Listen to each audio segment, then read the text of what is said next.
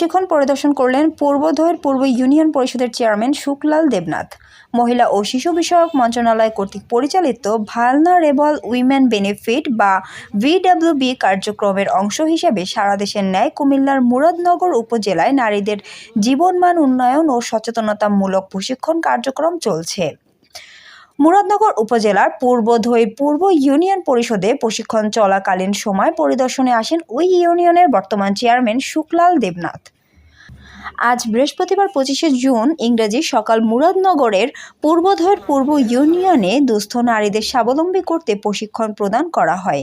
সচেতনতা বিষয়ক প্রশিক্ষণ শেষে সুবিধাভোগীদের মাঝে 30 কেজি করে চাল বিতরণ করা হয়।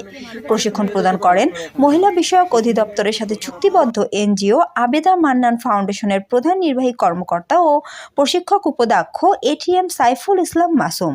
এ সময় উপস্থিত ছিলেন পূর্বধৈর পূর্ব ইউনিয়ন পরিষদের চেয়ারম্যান, প্রশাসনিক কর্মকর্তা, টেক অফিসার, ইউপি সদস্যগণ।